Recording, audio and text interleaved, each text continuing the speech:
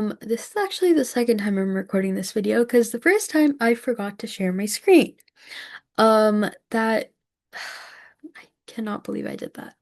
Um, but this week I worked on a couple of things. So first off, I expanded my maze after looking at the feedback that I got. Before it was kind of just over here in this like upper left-hand corner. But I extended it all over to the entire screen, and I think it plays a little bit more nicely too, especially once we get over here, because you're kind of trying to avoid all of these little enemies, if you will. And then the other thing I did was that I added some scoring. And so now anytime you go and you get a diamond, it adds 5 to your score. And then I also created an ending. So there's two endings. Either you can lose the game or you can win the game. Um, the easiest one to show is if you lose the game. All you have to do is, well, not all you have to do, but if you end up hitting the walls, you lose the game. So what I had done right then is I had pressed the down arrow. But I need to change the code a little bit because how I have it right now is um actually I can just close out of this. How I have it right now is that the player doesn't move if it's at 2. So it only moves if it's not at 2, and so 2 is my enemy tile. Um, but it doesn't move. So I need to change that code, and that's something that I'm gonna do next week. But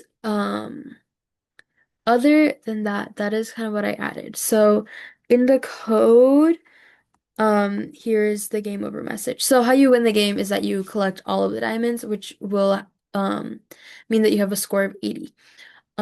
So then it'll display this message, and actually I had to create a variable for the message because there's two messages because you can also lose the game over here if you touch the tile. Or touch the enemy, not the tile, the enemy. Um, so yeah, that is what I did. And then again, the maze took so long to do, just because it's so tedious. Like you have to make sure that like it can go all the way through and then make sure the tiles are all right and um it reflects back over here. It's such a long process for no reason. But yeah. And then that was, I think, yeah, that was like all that I did this week. But then for next week, other than fixing that the issue with the wall thing, um I want to add sound and add animation. And I feel like that shouldn't be too hard because what I want to do is I just want to add it to either like when you like lose and win, or I want to add like a little noise every time that the player um hits like the diamonds. Because then it's like every time you get a score, it like makes a little sound like, oh, like you got a score, and it's like you can be happy. I don't know. Um, and then, but with that, I do think that I'll face like challenges with that just because I'm not familiar with adding like sound and animation to my coding at all.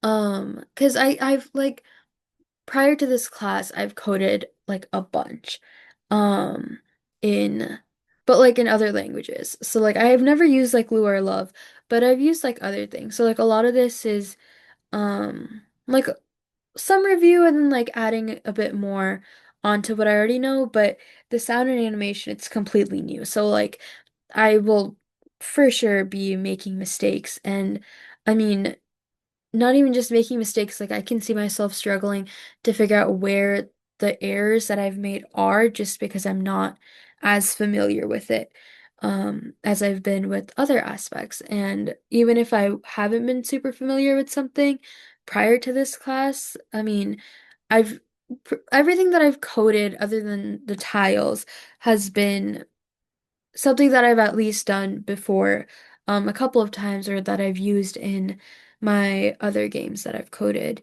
Um, but yeah, I think that's about it.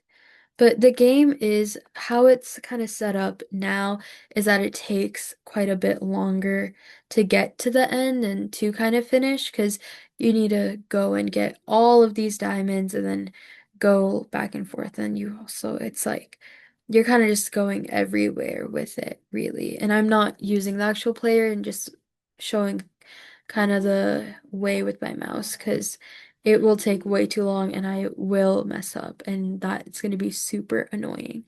But yeah, because especially basically the only real way to get to the end is to go down and then from here go through and then you have to go all the way down, all the way here and then you get to this end. And I might also change that so that it's like instead of having to get a certain score, you just have to escape the maze and I'll put something else there.